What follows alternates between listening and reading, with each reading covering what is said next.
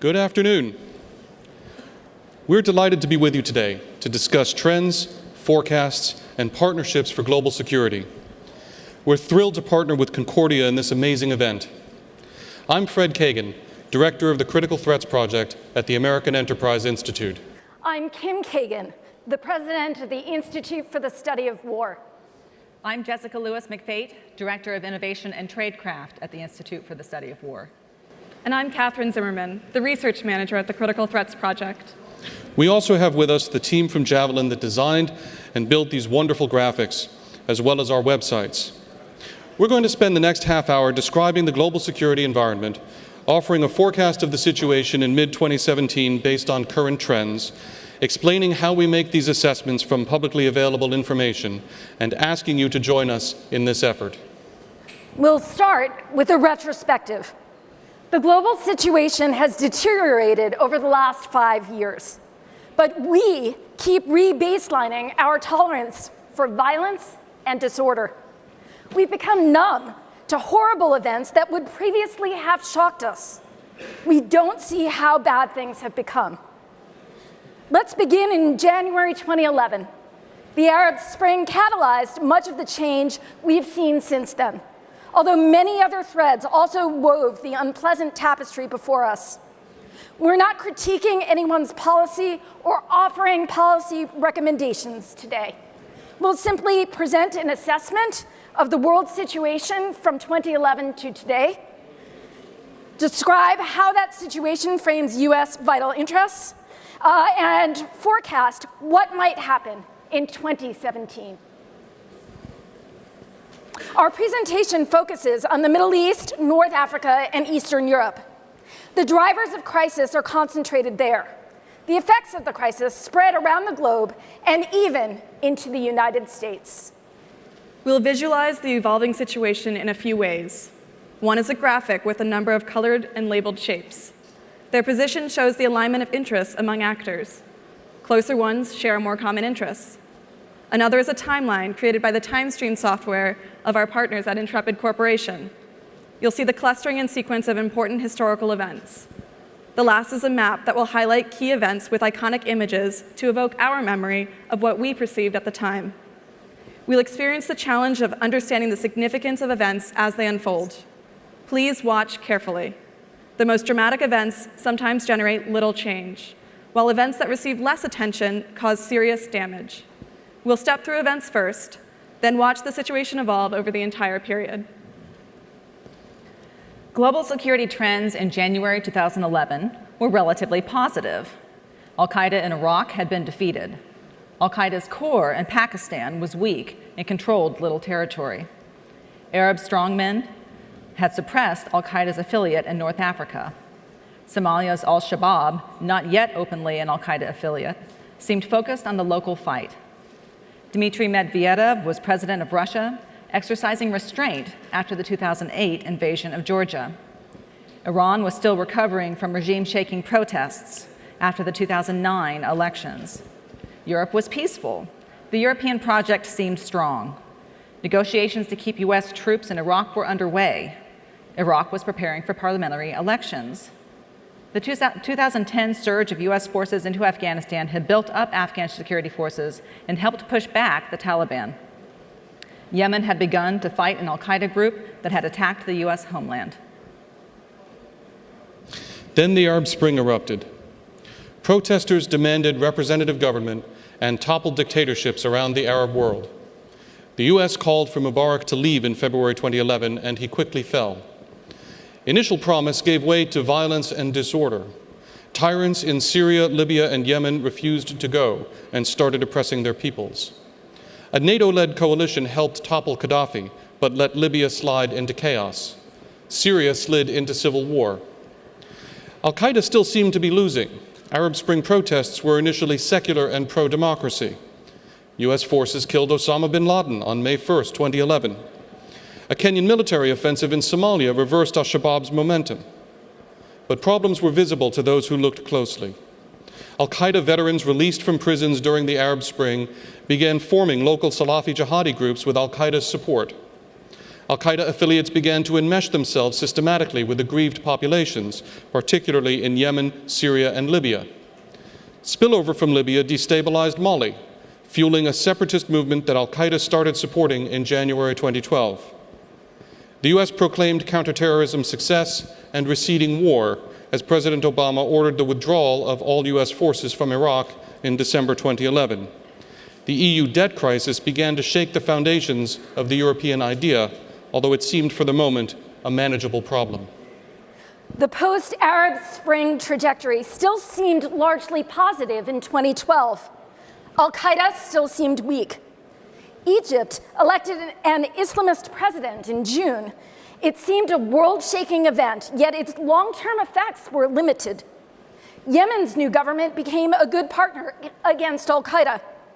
Al-Shabaab, now openly part of Al-Qaeda, kept losing ground in Somalia. But quiet gains offset Al-Qaeda's visible losses. Al-Qaeda built contacts in Egypt and Libya and became a significant force in Syria. Al-Qaeda grew in North Africa by the summer of 2012. Al-Qaeda in Iraq was rebuilding. Its bombing campaign received little attention, yet was one of the most important drivers of future disaster. Other harbingers of future problems appeared early in 2012. The Syrian civil war expanded as Iranian advisors helped the Assad regime win a critical battle in February. Putin retook Russia's presidency in March. Assad's forces shot down a Turkish fighter in June. The US presidential election dominated the end of 2012. Global protests following the Innocence of Muslim film facilitated the murder of the US ambassador to Libya in Benghazi. Al-Qaeda in Iraq continued to build its strength. The US began to pull back into a defensive posture after Benghazi, although it started delivering TOW anti-tank missiles to Syrian opposition groups in a limited scale. France intervened against Al-Qaeda in Mali in January 2013, scattering the group, but with no plan to establish stability. Trend lines in the first half of 2013 remained negative despite some positive signs. Hassan Rouhani became Iran's president, which many saw as promising. But Lebanese Hezbollah sent thousands of fighters to join the Syrian civil war in spring 2013, ending hopes that the Assad regime would fall. Al-Qaeda in Iraq rebranded itself the Islamic State of Iraq and al-Sham and split from Al-Qaeda. Many analysts thought that split would weaken the Al-Qaeda movement. Two Chechen brothers bombed the Boston Marathon on April 15th. The event showed that Salafi jihadi groups could still plan and support attacks against the US homeland. But a narrative of lone wolves without ties to organized groups reduced public sensitivity to that threat. General Sisi seized power in Egypt, which many welcomed as the restoration of a secular anti-Islamist state.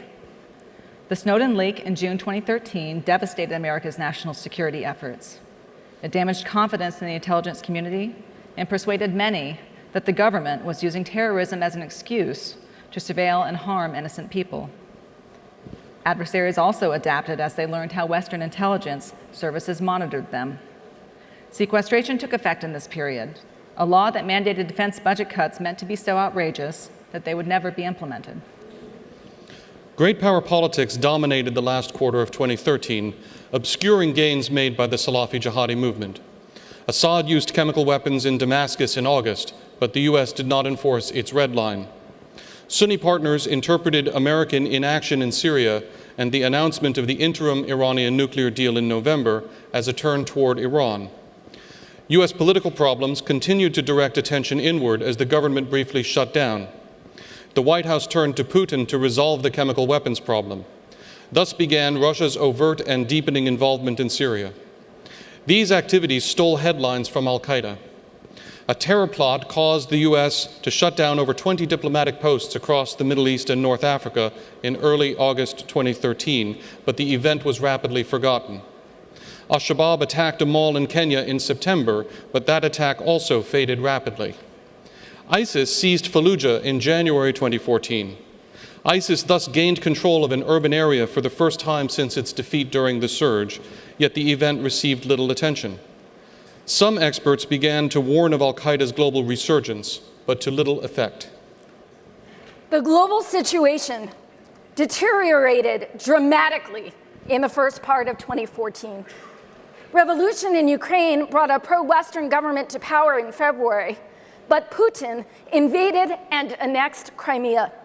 He supported separatist militias in eastern Ukraine with little green men and Russian troops, establishing Russian-controlled enclaves. He then helped broker the Minsk ceasefire agreement that froze the conflict in Moscow's favor. ISIS launched a mechanized invasion of Iraq in June. It seized Mosul, destroyed several Iraqi army divisions, and raced toward Baghdad. It was stopped at the gates of the capital.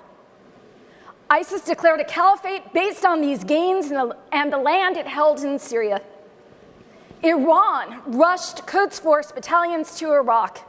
Iraq's most prominent Shia leader called for the mobilization of paramilitary groups to fight ISIS. These militias and Iranian advisors would rapidly upstage the US-backed Iraqi security forces.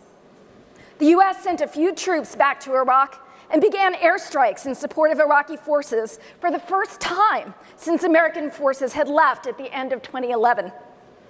The US began forming a large anti-ISIS coalition. Outside the news, Yemen's transition faltered. The Libyan civil war resumed.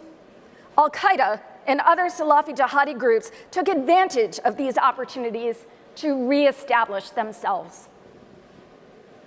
The Iranian nuclear deal and the war against ISIS dominated headlines in 2014 and 2015.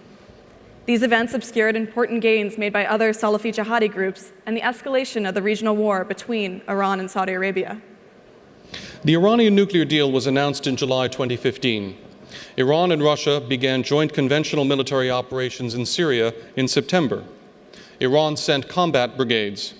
Russia deployed forces to Syria and launched an air campaign. Russian aircraft violated Turkish airspace, and Turkey shot one down in November. Putin deployed his most advanced anti-aircraft missile system to Syria in response and began to develop an alternate anti-ISIS coalition with Iran, Hezbollah, Assad, and Iraqi Shia militias. The U.S. sent 50 special forces to Syria in October 2015 and also started air deconfliction with Russia, preventing U.S. operations against Assad's interests. These activities alienated Arab states and Sunni populations in Syria and Iraq. Saudi King Abdullah had also died in January 2015, creating a more uncertain yet more assertive climate in Riyadh. A September 2014 coup in Yemen precipitated a civil war. Saudi Arabia and its Arab partners launched an air campaign there in March 2015 to oppose the post-coup Iran-leaning regime. These events ended serious operations against al-Qaeda in Yemen. The U.S. withdrew its counterterrorism forces, and the Yemeni military stopped fighting al-Qaeda.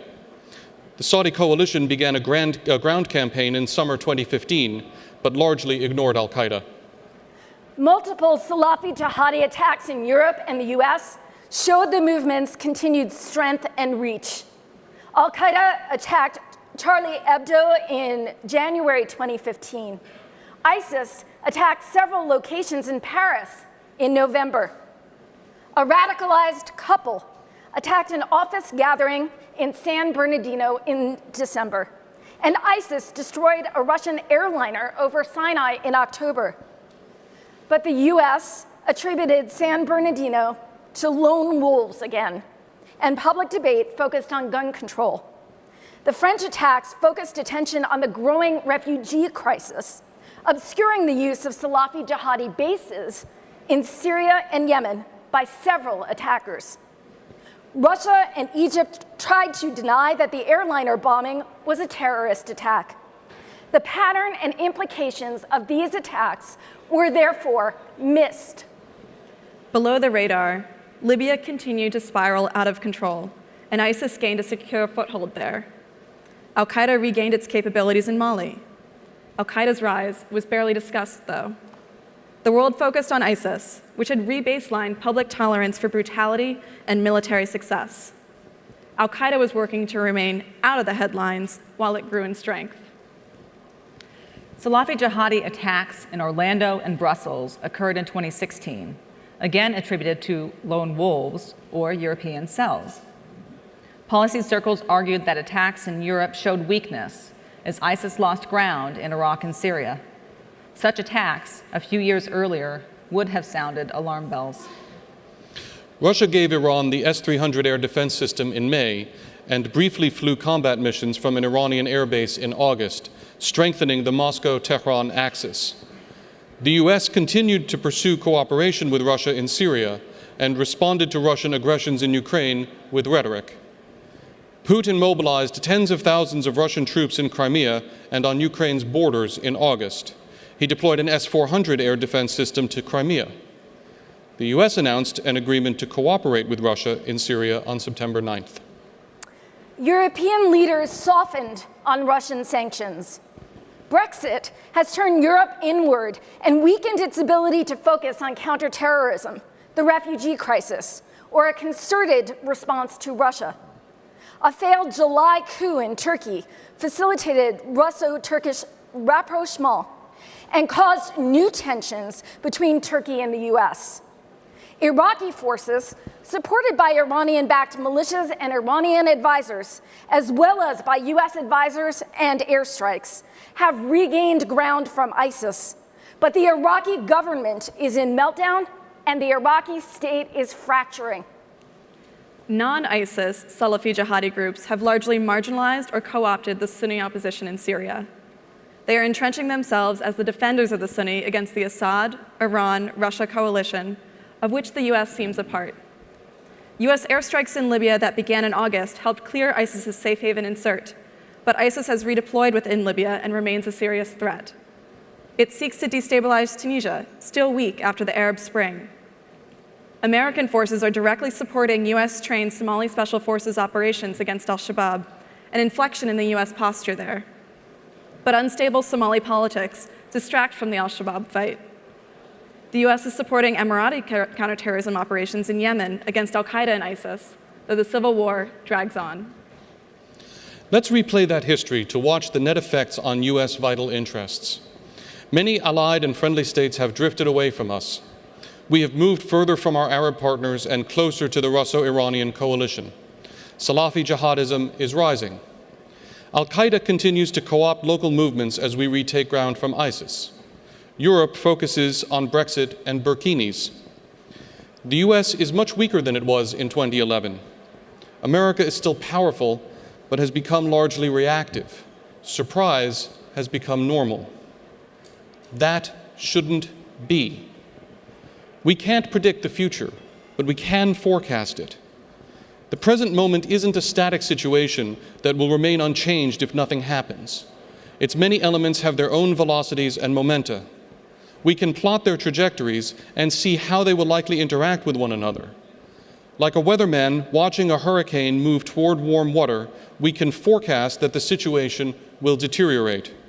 We can describe how, within limits. Our forecasts are sometimes wrong.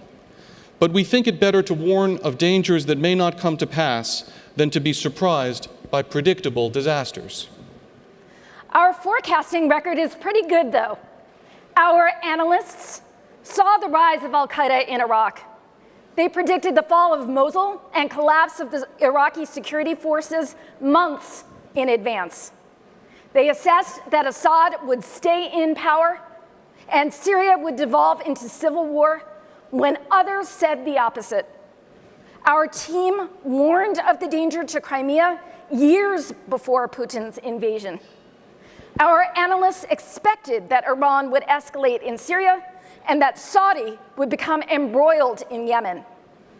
We forecast successfully because we cultivate an elite team, develop superior techniques, and build partnerships with cutting-edge technologists. We harness open source information, a rich and expanding frontier. We can help avoid surprise. Our current forecast in mid-2017 is grim.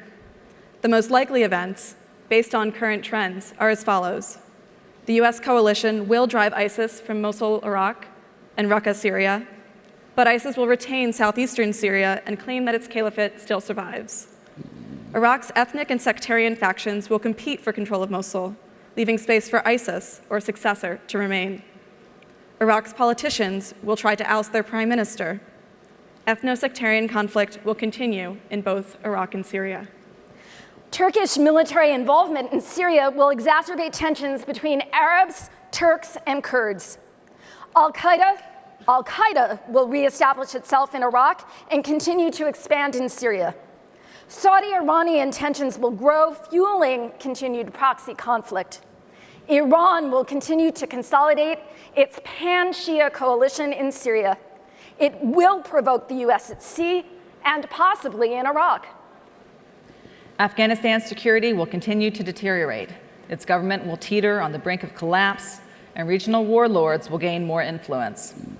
The Libyan civil war will continue and may escalate. Salafi jihadi groups will gain strength in North Africa and probably Yemen without drawing the attention of the international community. Nigeria's Boko Haram will integrate more closely into the global Salafi jihadi network, adding to its strength and capability. Russia will consolidate its gains in Ukraine and Syria, sell Iran more advanced weapons, behave aggressively in the Black Sea, and seek a new military base in Egypt. Russian pressure may topple Ukraine's government. EU sanctions against Russia will erode. Salafi jihadi groups will conduct additional attacks in both Europe and the United States. The next US administration may try to cause deviations from this forecast, but other actors will try to adapt to sustain present trajectories. We cannot know who will succeed. What does all this mean? A collapse of the Iraqi government could drive the US from Iraq before ISIS is fully defeated. Ethno-sectarian conflict and governance gaps in Iraq will let a new Sunni insurgency arise and breathe life into Salafi jihadi groups. The Russo-Iranian coalition will survive tensions and disruptions and strengthen because it is based on shared interests. It will increasingly challenge America's ability to operate in the Persian Gulf and the Eastern Mediterranean. The global Salafi jihadi movement will gain strength even as ISIS loses terrain. Salafi jihadi groups will indirectly control large areas, co-opting local groups fed by local grievances. They will use new resources to attack the US and Europe. They will continue to gain popularity among some Sunni Muslims, especially those in conflict zones, who see them as the only armed force defending the Sunni. The fall of the Ukrainian government would yield chaos or a pro-Russian populist government. Moscow will press that new government to concede most of Russia's demands, giving Russia de facto control over Ukraine. That development would undermine the security of all Russia's neighbors. Europe will be less able and willing to resist further Russian encroachments. Brexit will continue to focus it internally. The refugee crisis will continue as war rages across the Middle East and North Africa. Anti-Muslim political reactions will alienate Europe's Muslim population, fueling ISIS and Al-Qaeda recruitment. That alienation, followed by terrorist attacks, may create a vicious cycle that will prove hard to stop. Anti-Muslim sentiment and Russian support fuels right-wing Eurosceptic parties in Europe. The coincidental collaboration between Putin and ISIS may polarize Europe and bring nationalist and racist parties to power in some countries. ISIS, Russia, migration, and Euroscepticism may end the period of relative European unity. The current trend lines are grim indeed. Our people's security demands that we understand the challenges we face. America's next president will confront many choices from day one. All will be important and urgent, but we cannot try to solve one problem at a time when all are interconnected. Our job is to understand the challenges and connections between them. We present that insight to decision makers and the public. It's a daunting but vital task. Neither the government nor any single organization can do it alone. We must develop a public-private partnership to defend America and our allies from imminent threats. We cannot wait for government reform or for optimal solutions. The danger is now, and we are committed to facing it. Fortunately, we are not alone.